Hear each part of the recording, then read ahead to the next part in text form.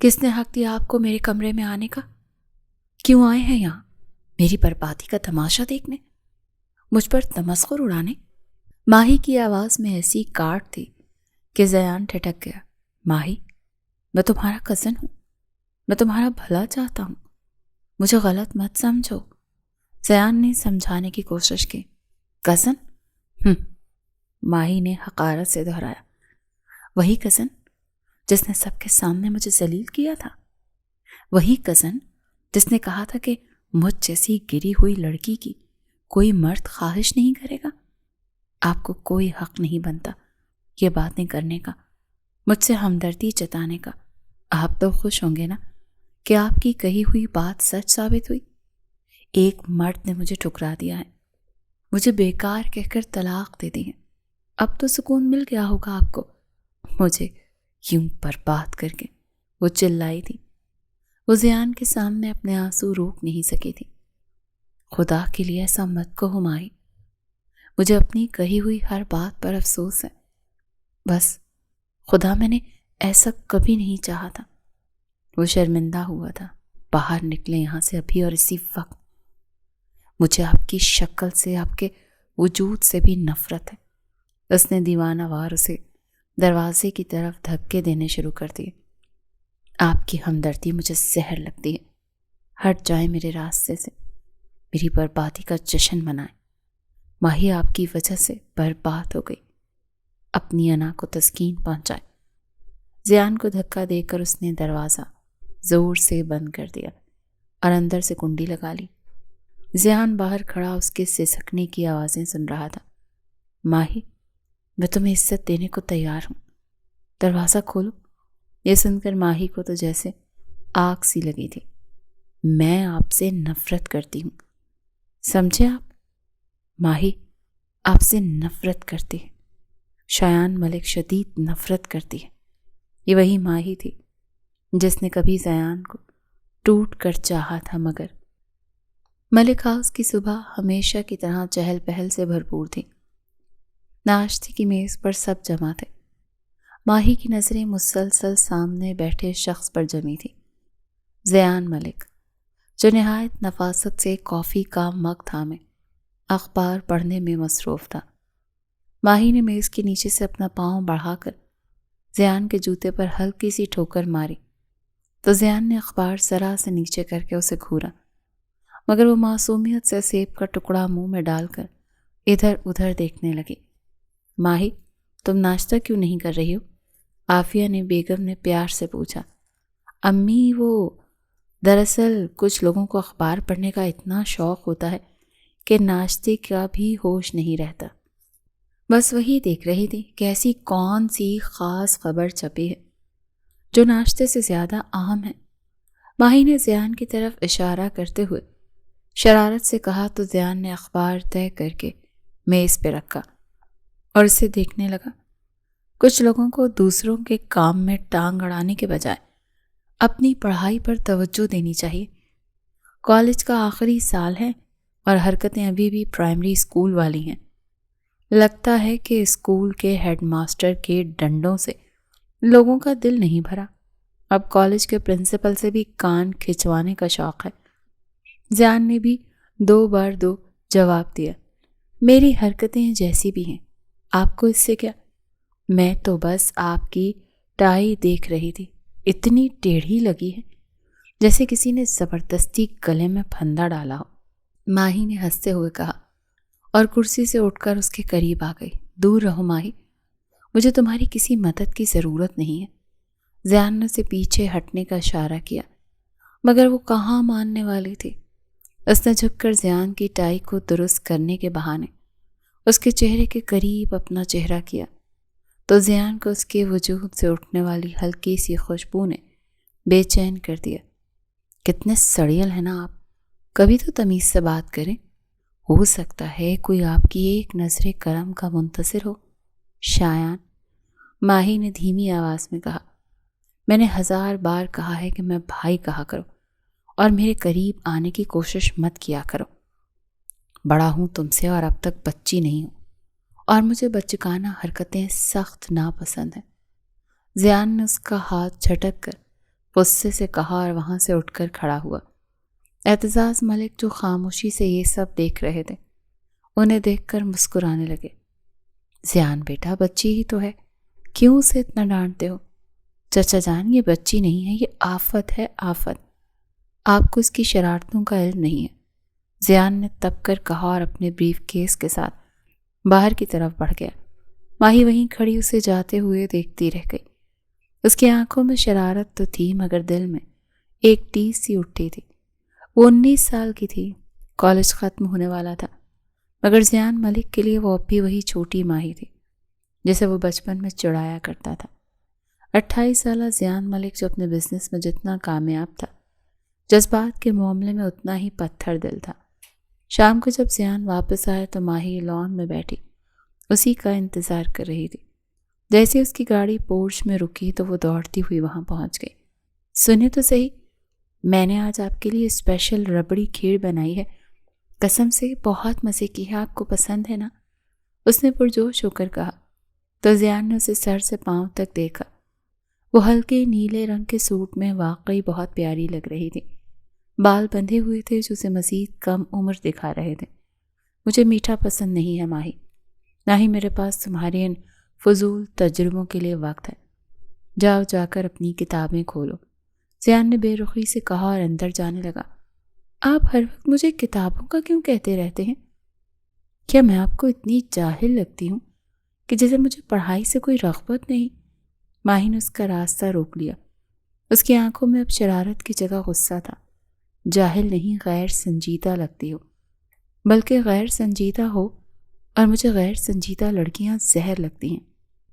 زیان نے اس کی آنکھوں میں آنکھیں ڈال کر کہا، مجھے ایسی لڑکیاں پسند ہیں جو وقار کے ساتھ چلنا جانتی ہوں، جن کی گفتگو میں وزن ہو، نہ کہ تمہاری طرح جو ہر وقت کسی تتلی کی طرح اڑتی پھرتی ہیں، کبھی اس ڈال کبھی اس ڈال۔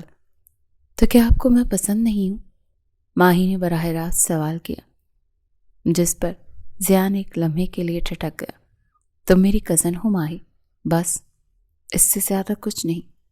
اور سچ کہوں تو تم جیسی لڑکی کی خواہش دنیا کا کوئی بھی سنجیدہ مرد نہیں کرے گا، کم از کم مجھ جیسا تو کبھی نہیں۔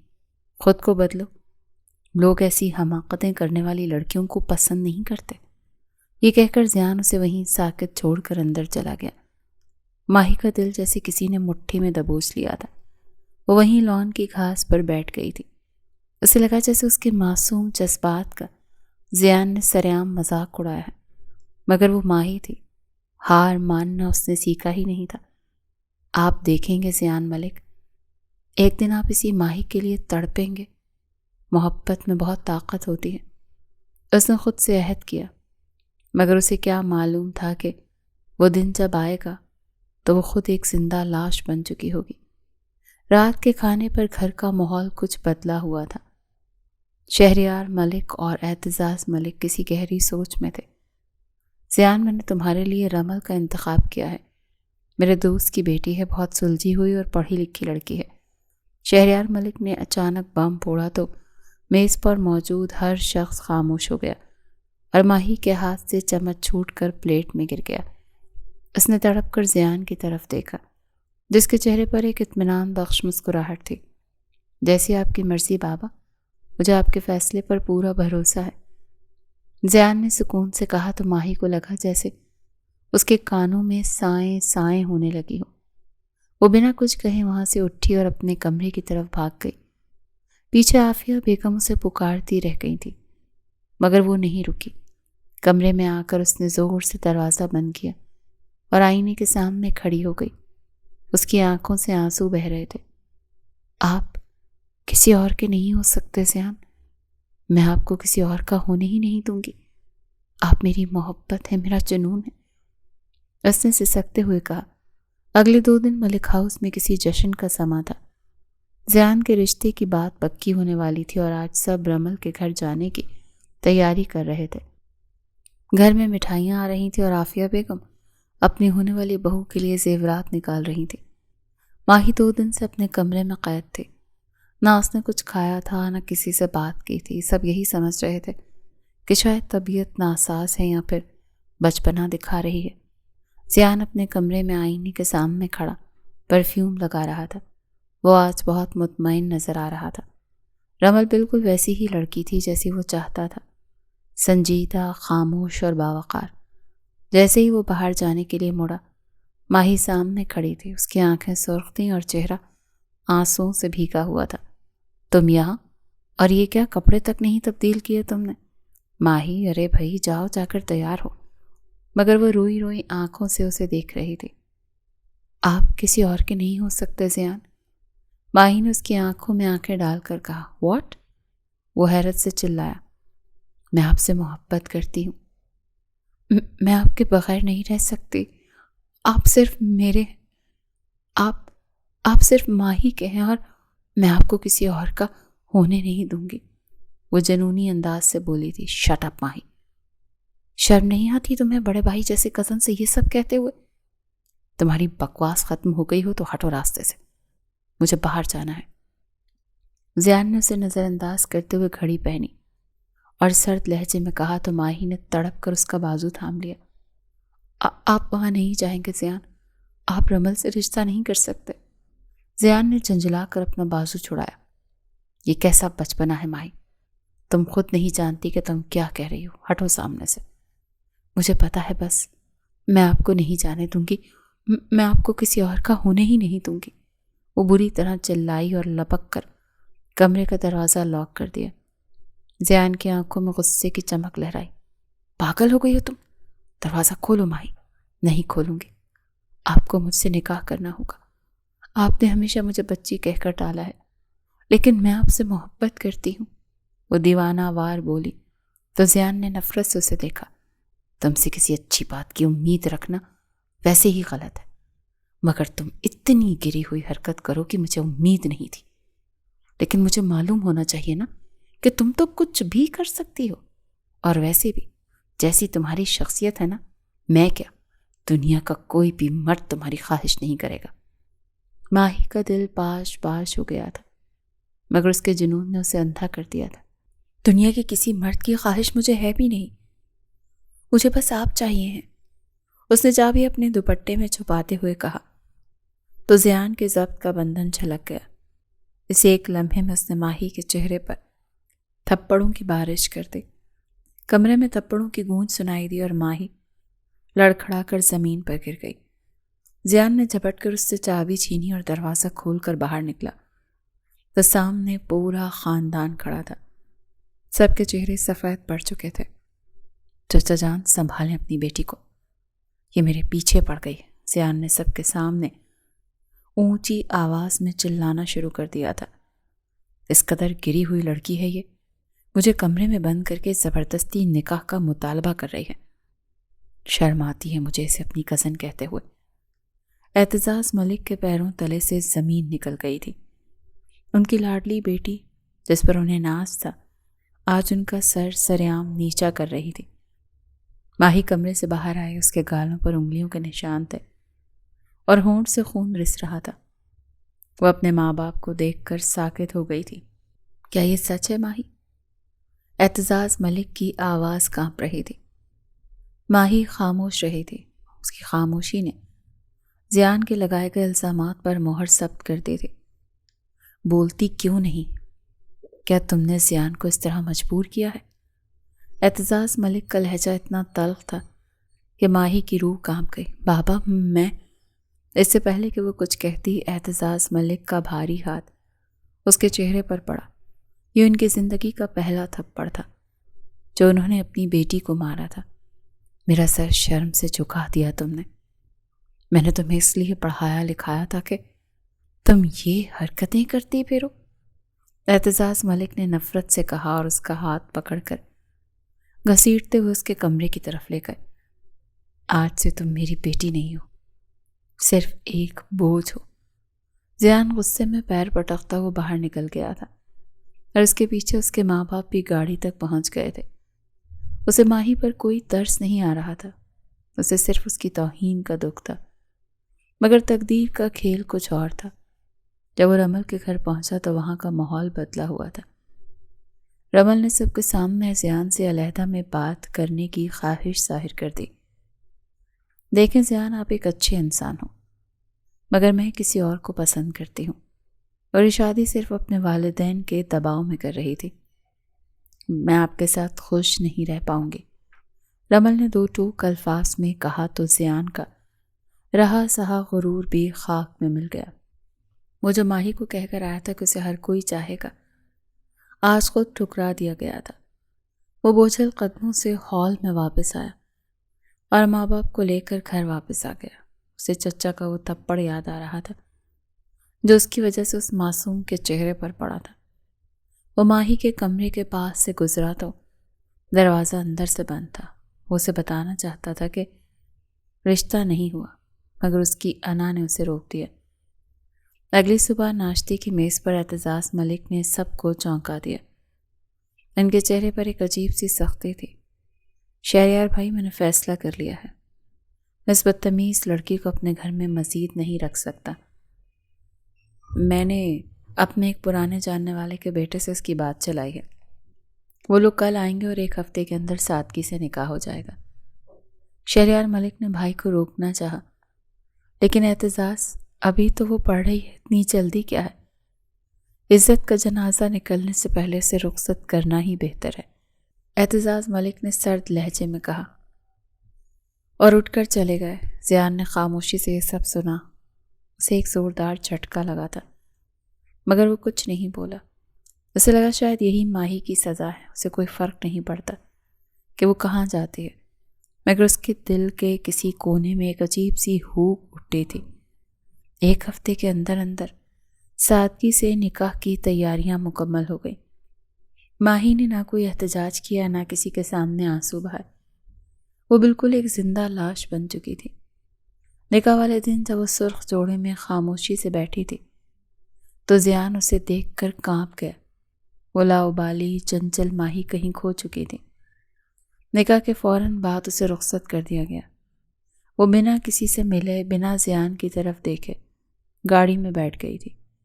زیان پورچ میں کھڑا گاڑی کو جاتے ہوئے دیکھتا رہا۔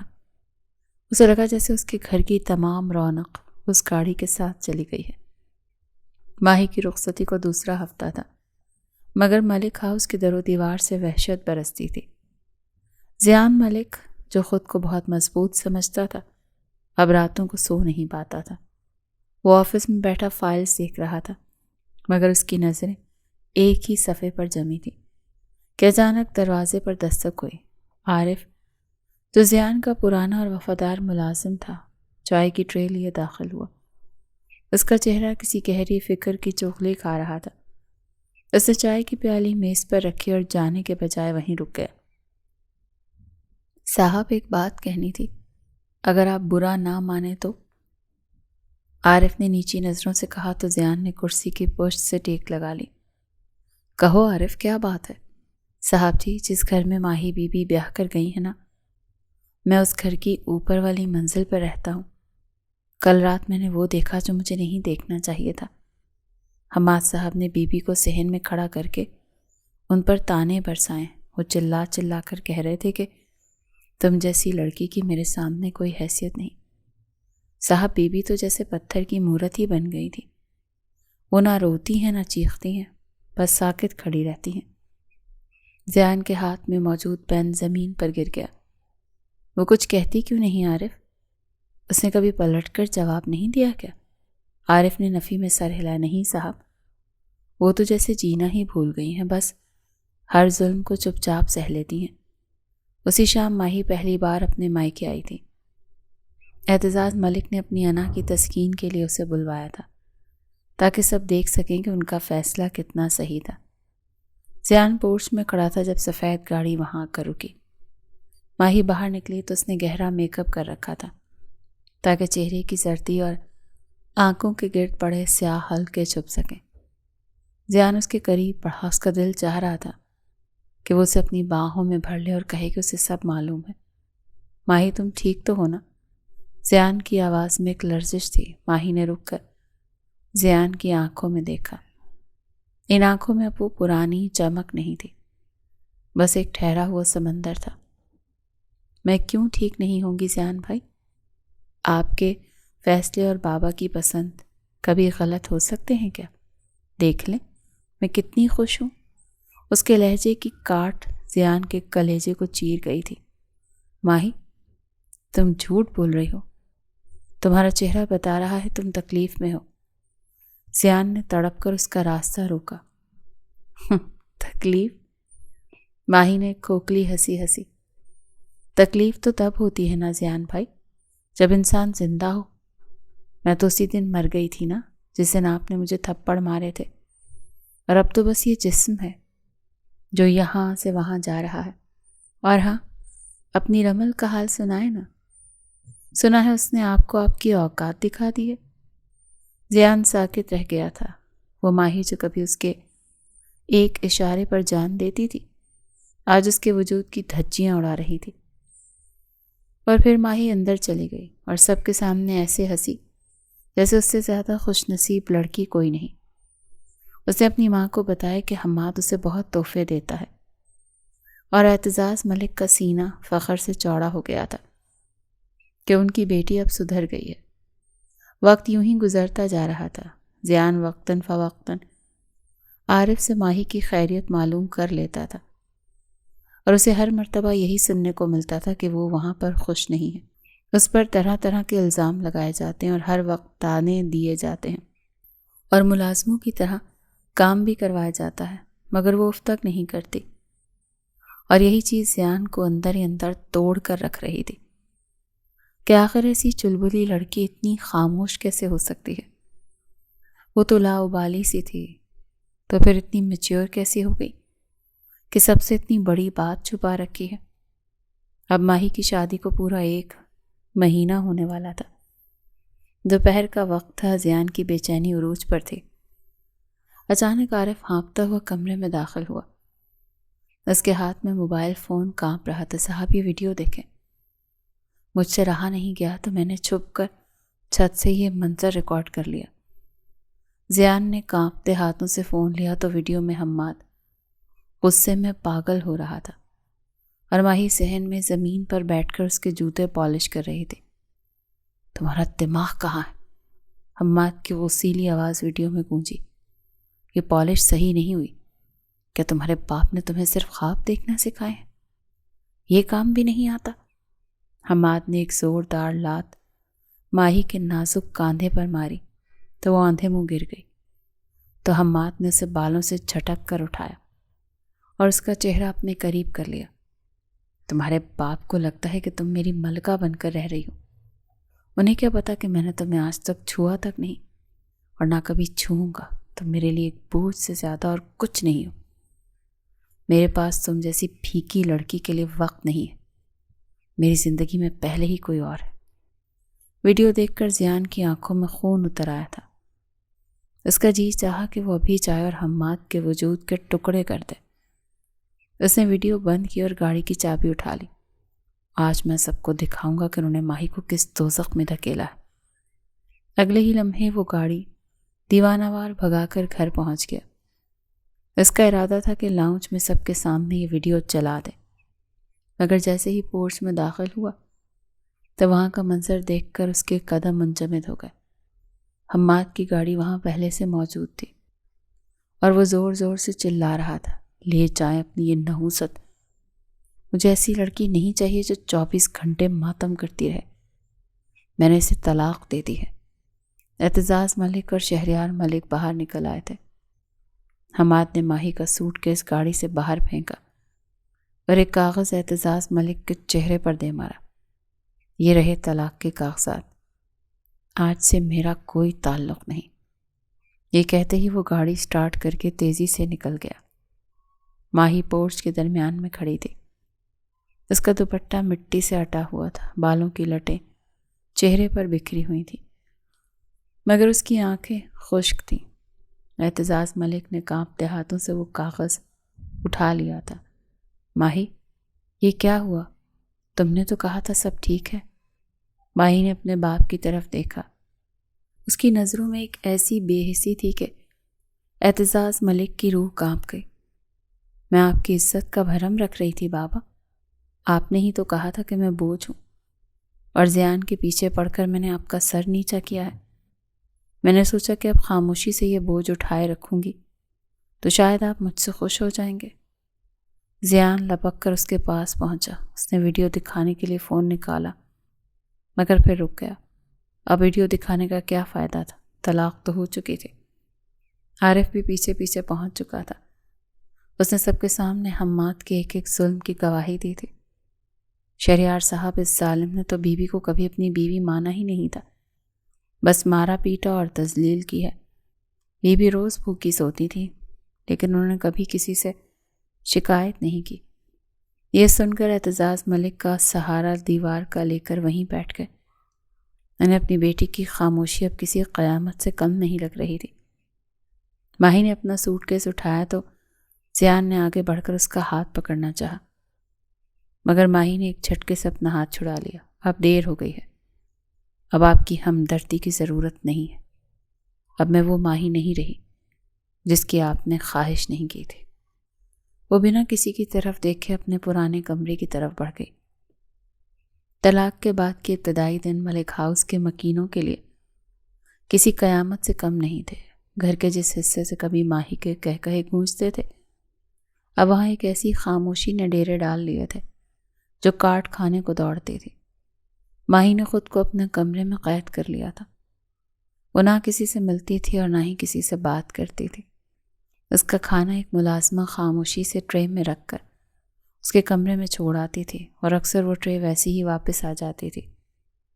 زیان کی حالت سب سے زیادہ ابتر تھی۔ وہ رات بھر اپنے کمرے کی بیلکنی میں کھڑا ماہی کے کمرے کی بند کھڑکیوں کو دیکھتا رہتا تھا۔ اسے رہ رہ کر عارف کی باتیں اور وہ ویڈیو یاد آتی تھی جس میں حماد اس پر ظلم کر رہا تھا۔ ایک شام ضبط کا بندھن ٹوٹ گیا تو وہ بھاری قدموں سے ماہی کے کمرے کی طرف بڑھا۔ اس نے دروازے پر دستک دی مگر کوئی جواب نہیں آیا تھا۔ اس نے دھیرے سے ہینڈل گھمایا۔ دروازہ کھلا تھا۔ کمرے میں گھپ اندھیرا تھا۔ صرف کھڑکی سے چھنتی ہوئی چاندنی فرش پر ایک کھیولا بنا رہی تھی۔ ماہی صوفے پر گھٹنوں میں سر دیے بیٹھی تھی۔ ماہی، زیان نے بہت دھیمی آواز میں پکارا مگر ماہی نے سر نہیں اٹھایا۔ بس اس کے وجود کی سختی بتا رہی تھی کہ اسے زیان کی موجودگی کا احساس ہو چکا۔ ماہی، تم نے یوں خود کو اس اندھیرے میں کیوں قید کر رکھا ہے؟ دیکھو، کچھ بھی ختم نہیں ہوا۔ ایک برا خواب تھا جو گزر گیا۔ زندگی ابھی ختم نہیں ہوئی، تمہیں ہمت کرنی ہوگی۔ زیان اس کے قریب بیٹھتے ہوئے بولا۔ اس کے لہجے میں ایسی ہمدردی تھی جو اس نے پہلے کبھی ظاہر نہیں کی تھی۔ ماہی نے جھٹکے سے سر اٹھایا۔ اس کی آنکھیں جو کبھی شرارت سے چمکتی تھی اب سلگتے ہوئے انگارے سی لگ رہی تھی۔ وہ تیزی سے کھڑی ہو گئی۔ کس نے حق دیا آپ کو میرے کمرے میں آنے کا؟ اس کی آواز میں ایسی کاٹ تھی کہ زیان ٹھٹک گیا۔ ماہی، میں تمہارا کزن ہوں، میں تمہارا بھلا چاہتا ہوں، زیان نے سمجھانے کی کوشش کی۔ کزن، ماہی نے حقارت سے دہرایا۔ وہی کزن جس نے سب کے سامنے مجھے ذلیل کیا تھا، وہی کزن جس نے کہا تھا کہ مجھ جیسی گری ہوئی لڑکی کی کوئی مرد خواہش نہیں کرے گا۔ آپ کا کوئی حق نہیں بنتا یہ باتیں کرنے کا۔ آپ تو خوش ہوں گے نا کہ آپ کی کہی ہوئی بات سچ ثابت ہوئی۔ ایک مرد نے مجھے ٹھکرا دیا، مجھے بیکار کہہ کر گھر سے نکال دیا۔ وہ زیان کے سامنے اپنے آنسو روک نہیں سکی۔ خدا کے لیے ایسا مت کہو ماہی، مجھے اپنی کہی ہوئی ہر بات پر افسوس ہے۔ زیان نے اس کا ہاتھ تھامنا چاہا مگر ماہی نے اسے پیچھے دھکیل دیا۔ باہر نکلے یہاں سے، ابھی اور اسی وقت۔ اس نے دیوانہ وار اسے دروازے کی طرف دھکے دینے شروع کر دیے۔ آپ کی ہمدردی مجھے زہر لگتی ہے، ہٹ جائیں میرے راستے سے۔ زیان کو دھکا دے کر اس نے دروازہ زور سے بند کر دیا اور اندر سے کنڈی لگا لی۔ زیان باہر کھڑا اس کے سسکنے کی آوازیں سنتا رہا تھا جو اس کے دل کو چیر رہی تھی۔ کچھ دن مزید گزر گئے۔ گھر والوں نے لاکھ کوشش کی کہ ماہی باہر نکلے مگر وہ جیسے پتھر کی ہو چکی تھی۔ اعتزاز ملک اپنی بیٹی سے آنکھ ملانے کے قابل نہیں رہے تھے۔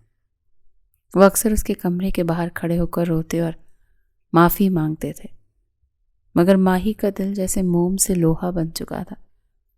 ایک رات زیان پھر ہمت کر کے اس کے پاس گیا۔ اس بار وہ ہاتھ میں کھانے کی پلیٹ لیے ہوئے تھا۔ اس نے دیکھا کہ ماہی بستر پر لیٹی چھت کو گھور رہی تھی۔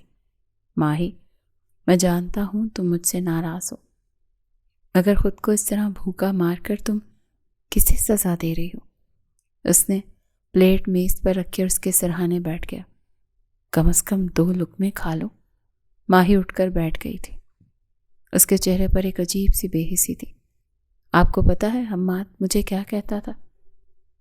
وہ کہتا تھا کہ تم ایک ایسی سزا ہو جو مجھے بھگتنی پڑ رہی ہے، اور آج آپ یہاں آ کر مجھ پر احسان کر رہے ہیں۔ کیوں؟ کیا اب میں آپ کو وہ بچی نہیں لگتی؟ یا اب آپ کو مجھ پر ترس آ رہا ہے؟ یہ ترس نہیں ہے ماہی، کچھ اور ہے۔ زیان نے اس کی آنکھوں میں دیکھ کر کہا، جو بھی ہے مجھے اب اس کی ضرورت نہیں ہے۔ آپ نے میری شخصیت کا جو قتل کیا تھا اس کا حساب کون دے گا؟ ماہی نے سرد لہجے میں کہا اور دوبارہ لیٹ کر دوسری طرف رخ کر لیا۔ زیان کو احساس ہوا کہ ماہی اب اس کے قابو سے باہر ہو چکی ہے۔ وہ خاموشی سے پلیٹ وہیں چھوڑ کر باہر نکل آیا تھا۔ دن ہفتوں میں اور ہفتے مہینوں میں بدلنے لگے۔ 5 ماہ پلک جھپکتے گزر گئے۔ ماہی کی عدت کی مدت بھی ختم ہو چکی تھی۔ ان 5 مہینوں میں ایک بار بھی گھر سے باہر نہیں نکلی تھی۔ وہ اب لاؤبالی ماہی نہیں رہی تھی، بلکہ ایک ایسی خاموش لڑکی بن چکی تھی جس کی آنکھوں میں گہرائی پڑھنا ناممکن تھا۔ اس نے نمازوں اور تلاوت میں خود کو مصروف کر لیا تھا، مگر اس کی روح کی اداسی اب بھی برقرار تھی۔ ایک اتوار کی صبح جب سب لاؤنج میں بیٹھے تھے، زیان سنجیدگی سے چلتا ہوا اپنے باپ اور چچا کے پاس آیا۔ اس کے چہرے پر ایک ویرانی تھی۔ بابا، میں آپ سے ایک ضروری بات کرنا چاہتا ہوں۔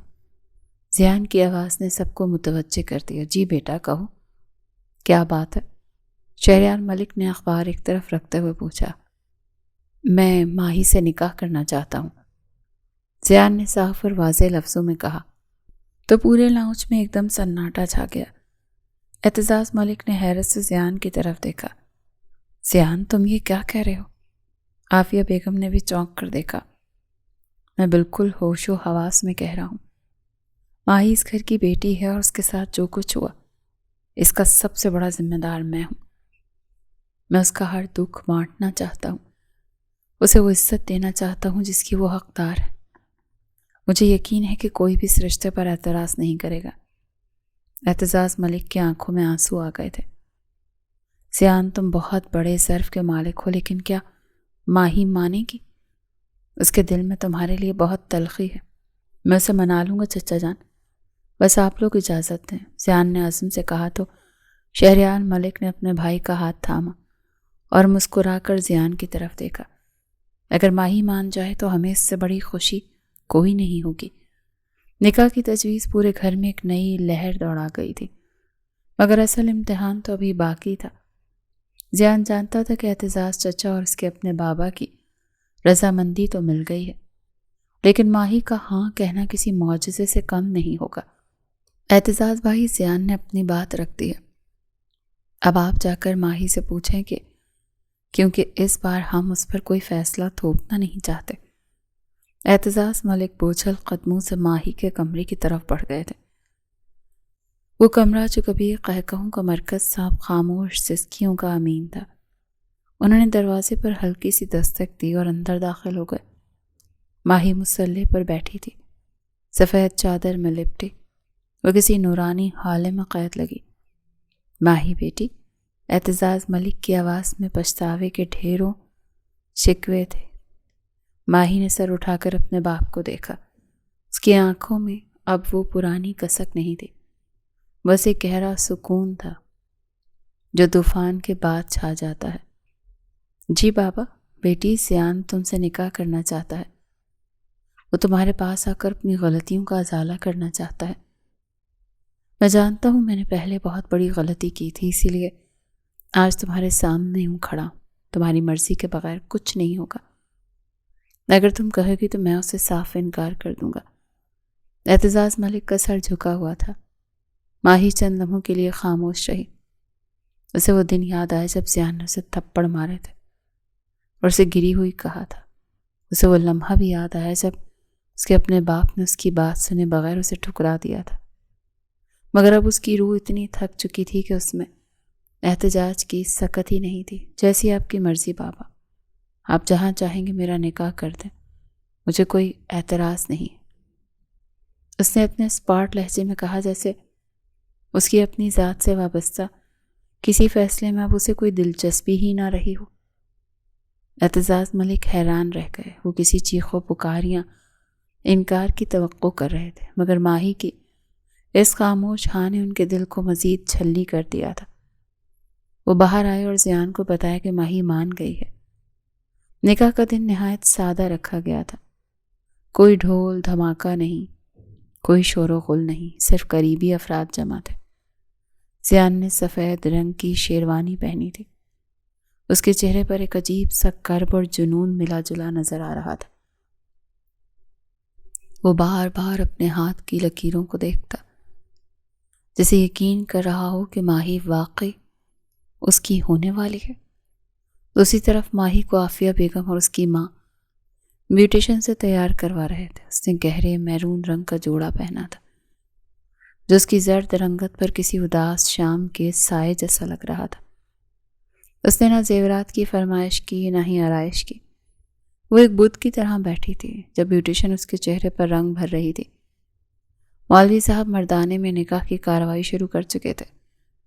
زیان نے جیسے ہی قبول ہے کہا، اس کے دل سے ایک بہت بڑا بوجھ اتر گیا، سے لگا جیسے اسے اس کی کھوئی ہوئی قیمتی چیز واپس مل گئی ہے۔ جب مولوی صاحب زنان خانے میں ماہی کے پاس پہنچے تو پورے کمرے میں سانسیں روک دینے والا سناٹا تھا۔ ماہی کی نظریں فرش پر جمی تھیں اور زیان کی وہ تمام تلخ باتیں اسے یاد آ رہی تھیں، مگر پھر اسے اس کا اپنا ٹوٹا ہوا گھر اور طلاق کا داغ یاد آیا۔ اس نے ایک لمبی سانس لی اور بہت دھیمی مگر واضح آواز میں قبول ہے کہہ دیا۔ نکاح کے کاغذات پر دستخط کرتے وقت اس کا ہاتھ ایک لمحے کے لیے بھی نہیں کانپا تھا۔ اس نے قلم اٹھایا اور اپنے نام کے ساتھ زیان کا نام ہمیشہ کے لیے جوڑ دیا تھا۔ جیسے ہی دستخط مکمل ہوئے، پورے گھر میں مبارکباد کی آوازیں گونجنے لگیں، مگر ماہی کی آنکھوں سے ایک آنسو ٹپک کر نکاح نامے کے کاغذ پر جذب ہو گیا تھا۔ کچھ دیر بعد ماہی کو اس کے کمرے میں پہنچا دیا گیا تھا۔ زیان کمرے میں داخل ہوا تو سب عورتیں اسے راستہ دے کر باہر نکل گئیں۔ زیان نے دھیرے سے دروازہ بند کیا اور اس کے قریب آ کر بیٹھا۔ ماہی، اس نے پکارا۔ اس کی آواز میں عقیدت اور محبت کا ایک سمندر تھا۔ ماہی نے سر اٹھا کر اسے دیکھا، اس کی نظروں میں نہ غصہ تھا نہ پیار، بس ایک بے حسی سی تھی۔ آپ کی خواہش پوری ہو گئی، اب آپ اس بچی کے مالک ہیں جسے کبھی آپ نے دھتکارا تھا۔ اس نے اٹھتے ہوئے نہایت سرد لہجے میں کہا تو زیان نے اس کا ہاتھ تھامنا چاہا، مگر ماہی نے بڑی نفاست سے اپنا ہاتھ پیچھے کر لیا۔ ابھی نہیں زیان، ابھی میں صرف آپ کے نکاح میں آئی ہوں۔ میرا دل ابھی بھی اس اندھیرے میں ہے جہاں آپ چھوڑ کر گئے تھے۔ زیان کا دل ڈوبنے لگا تھا، مگر اس نے خود سے عہد کیا کہ وہ اس سرد مہری کو پگھلا کر دم لے گا۔ میں جانتا ہوں ماہی، میں نے تمہیں بہت دکھ دی ہے، مگر اب تم میری ملکیت ہو اور میں تمہیں اس دنیا کی ہر خوشی دوں گا۔ ماہی نے ایک کھوکھلی مسکراہٹ کے ساتھ اسے دیکھا۔ ملکیت؟ جی ہاں، میں تو ہمیشہ سے ایک چیز ہی رہی تھی جسے کبھی ایک مرد نے ٹھکرایا اور اب دوسرے نے اپنا لیا۔ اب آپ جو چاہیں کریں، میں کوئی احتجاج نہیں کروں گی۔ وہ بنا کچھ کہے الماری سے اپنا سادہ جوڑا نکال کر باتھ روم کی طرف بڑھ گئی تھی اور زیان وہیں کھڑا رہ گیا تھا۔ اسے احساس ہوا کہ ماہی کا جسم تو اس نے حاصل کر لیا، مگر اس کی روح کو جیتنا ابھی باقی ہے، اور یہ راستہ بہت کٹھن ہونے والا تھا۔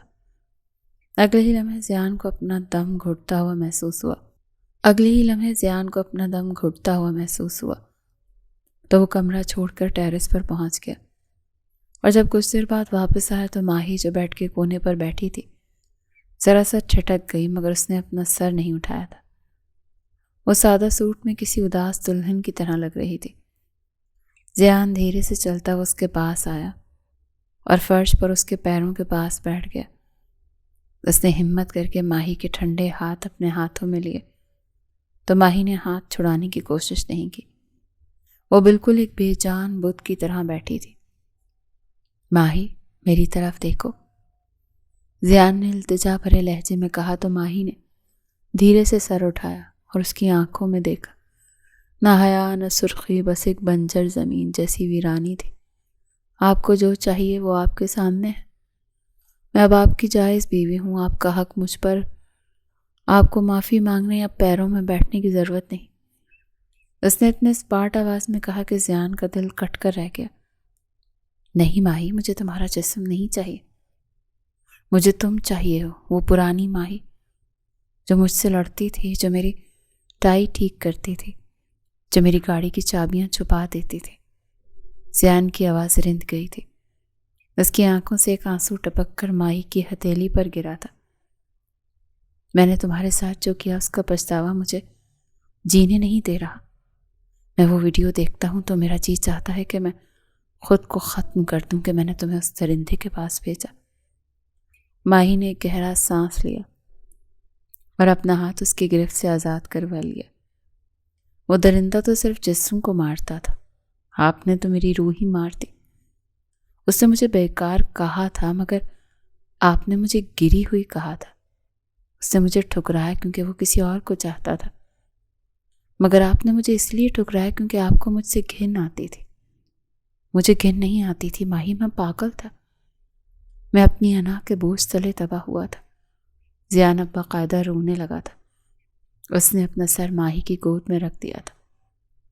خدا کے لیے مجھے ایک موقع دے دو، میں تمہارے ہر زخم پر مرہم رکھوں گا۔ میں تمہارا وہ مجرم ہوں جو عمر بھر قید مانگ رہا ہے۔ ماہی نے زیان کے سر پر ہاتھ نہیں رکھا، وہ بس ساکت چھت کو دیکھتی رہی۔ عمر بھر کی قید تو مجھے مل چکی ہے زیان، پہلے حماد کی قید میں تھی، اب آپ کی قید میں ہوں۔ فرق صرف اتنا ہے کہ اب میں نے درد محسوس کرنا چھوڑ دیا ہے۔ زیان نے سر اٹھایا اور اس کے چہرے کو اپنے دونوں ہاتھوں کے پیالے میں بھر لیا۔ اس نے تڑپ کر ماہی کے ماتھے پر اپنے لب رکھ دیے۔ تمہیں درد محسوس کرنا ہوگا ماہی، تمہیں مجھ پر چلانا ہوگا، مجھے مارنا ہوگا، مگر اس طرح سے خاموش رہ کر تم میرا قتل نہیں کر سکتی۔ وہ دیوانہ وار اس کے ہاتھوں کو چومنے لگا، اس کے بازوں پر موجود ان پرانے نشانات کو ڈھونڈنے لگا جہاں کبھی حماد نے اسے زخم دیے تھے۔ اس کا جنون اب عشق کی حد پر تھا، جہاں اسے ماہی کی سرد مہری بھی قبول تھی۔ میں آپ کو ماروں گی نہیں زیان، اور نہ چلاؤں گی۔ میں ایک اچھی بیوی بن کر دکھاؤں گی، وہی سمجھدار اور باوقار لڑکی جس کی آپ خواہش کرتے تھے۔ اب میں کبھی آپ کو تنگ نہیں کروں گی، کبھی آپ کا راستہ نہیں روکوں گی۔ ماہی نے یہ کہہ کر اپنی آنکھیں موند لی۔ زیان کو لگا جیسے اسے جیتے جی جہنم کی آگ میں ڈال دیا گیا ہو۔ اسے احساس ہوا کہ وہ ماہی کو پگھلانے کے لیے تڑپ رہا ہے، مگر ماہی نے خود کو برف کے اس خول میں بند کر لیا ہے جہاں زیان کی محبت کی تپش بھی نہیں پہنچ پا رہی تھی۔ اس رات زیان نے اسے مجبور نہیں کیا تھا، وہ بس ساری رات اس کے قریب فرش پر بیٹھتا، اسے سوتا ہوا دیکھتا رہا تھا۔ اسے پتا تھا کہ یہ سفر لمبا ہے، مگر اس نے تہیہ کر لیا تھا کہ وہ اپنی محبت کی حد کر دے گا، یہاں تک کہ ماہی کا یہ برف جیسا دل پگھل کر پھر سے دھڑکنے لگے گا۔ رخصتی کے بعد کے ابتدائی ہفتے زیان کے لیے کسی کڑی آزمائش سے کم نہیں تھے۔ وہ ماہی کو اپنی زندگی، اپنے کمرے اور اپنی باہوں میں تو لے آیا تھا، مگر وہ ماہی جو کبھی اس کے ایک لمس کے لیے ترستی تھی، اب ایک ایسی دیوار بن چکی تھی جسے ڈھانا زیان کے لیے ناممکن ہوتا جا رہا تھا۔ ایک برستی شام زیان آفس سے جلدی گھر آ گیا۔ کمرے میں داخل ہوا تو ماہی بیلکنی میں کھڑی بارش کی بوندوں کو دیکھ رہی تھی۔ اس نے سفید رنگ کا ریشمی سوٹ پہن رکھا تھا، اس کے گیلے بال اس کی کمر پر بکھرے ہوئے تھے اور وہ بالکل کسی اپسرا کی طرح لگ رہی تھی۔ زیان کے قدم وہیں رک گئے۔ اس نے دبے پاؤں اس کے قریب جا کر اس کے شانوں پر ہاتھ رکھا تو ماہی ایک دم جیسے جھٹکے سے پیچھے ہٹی۔ جیسے اسے کسی نے چھو کر گنہگار کر دیا۔ مجھ سے دور رہیں، اس نے سرد لہجے میں کہا تو اس کی آنکھوں میں اب بھی وہی بیگانگی تھی۔ کب تک ماہی؟ زیان کی آواز میں کرب تھا۔ تم میری بیوی ہو، میں نے تم سے نکاح کیا ہے، میں تم سے محبت کرتا ہوں، تم کیوں مجھے اس طرح اجنبیوں کی طرح دیکھتی ہو؟ محبت؟ ماہی نے ایک تلخ مسکراہٹ کے ساتھ اسے دیکھا۔ جس مرد نے مجھے بھرے مجمع میں ذلیل کیا ہو، جس نے میری عزت نفس کو ٹھوکروں میں رکھا، وہ آج محبت کا دعویٰ کر رہا ہے۔ آپ کو مجھ سے محبت نہیں، آپ کو صرف اپنی انا کی تسکین چاہیے۔ کہ آپ نے گری ہوئی لڑکی کو سہارا دے کر کتنا بڑا احسان کیا ہے۔ زیان کا سب جواب دے گیا۔ اس نے ایک دم ماہی کی کلائی پکڑی اور اسے اپنی طرف کھینچا۔ ماہی اس کے سینے سے جا لگی۔ زیان کی سانسیں اس کے چہرے پر دہک رہی تھی۔ احسان نہیں ہے یہ ماہی، یہ جنون ہے، یہ پچھتاوا ہے، یہ عشق ہے۔ زیان کی آواز میں ایک گرج تھی مگر اس کی آنکھیں نم تھیں۔ میں جانتا ہوں میں نے غلطی کی، میں نے تمہارا دل توڑا، مگر اس کا ازالہ ممکن نہیں کیا تم مجھے ایک بار بھی معاف نہیں کر سکتی؟ میں نے آپ کو معاف کر دیا زیان۔ اس نے بے رحمی سے اپنا ہاتھ چھڑایا۔ مگر معافی کا مطلب یہ نہیں کہ میں آپ کو اپنے دل میں جگہ دوں گی۔ میرا دل اب وہ قبرستان ہے جہاں صرف مرے ہوئے جذبات دفن ہیں۔ وہ اب کمرے میں آ چکے تھے۔ وہ باہر جانے لگی مگر زیان نے لپک کر دروازہ بند کر دیا اور اس کے دونوں ہاتھ پکڑ کر اسے دیوار سے لگا دیا۔ اس کا چہرہ ماہی کے چہرے کے بالکل قریب تھا۔ تم کہیں نہیں جا رہی ہو ماہی، تم جتنا مجھ سے دور بھاگو گی میں اتنا ہی تمہارے قریب آؤں گا۔ میں تمہیں پھر سے لاؤبالی ماہی بنا کر چھوڑوں گا، تمہاری سرد مہرے کو اپنی محبت کی تپش سے پگھلا دوں گا۔ زیان کا لہجہ اب جنونی ہو رہا تھا۔ اس نے جھک کر ماہی کے ماتھے پر بوسہ دیا تو ماہی کا وجود ایک لمحے کے لیے لرزا۔ اس کی سانسیں بے ترتیب ہوئیں مگر اس نے اپنے ہاتھوں کی مٹھیاں بھینچ لیں۔ وہ رونا چاہتی تھی، وہ اس کے گلے لگ کر اپنی ساری اذیت بیان کرنا چاہتی تھی مگر اس کا غرور اسے روک رہا تھا۔ چھوڑیں مجھے زیان، آپ زبردستی کر رہے ہیں، اس نے دبی دبی آواز میں کہا۔ ہاں میں زبردستی کروں گا، اپنی محبت کی زبردستی، اپنے حق کی زبردستی۔ زیان نے اس کی آنکھوں میں آنکھیں ڈال کر کہا، میں تمہیں تب تک نہیں چھوڑوں گا جب تک تم اپنی ان آنکھوں سے میرے لیے وہی پرانی چمک نہیں دکھاؤ گے۔ اس نے دیوانہ وار اس کے ماتھے، آنکھوں اور ہاتھوں پر بوسے دینا شروع کر دیے۔ ماہی جو اب تک پتھر بنی کھڑی تھی دھیرے دھیرے ٹوٹنے لگی۔ اس کے اندر کا ضبط پگھل رہا تھا۔ اسے حماد کی وہ نفرت بھری باتیں یاد آئیں اور پھر زیان کا یہ والہانہ عشق۔ دونوں کے درمیان کا تضاد اسے پاگل کر رہا تھا۔ اچانک ماہی نے اسے پیچھے دھکیلا اور بیڈ پر گر کر پھوٹ پھوٹ کر رونے لگی۔ یہ وہ رونا تھا جو اس نے پچھلے کئی مہینوں سے روک رکھا تھا۔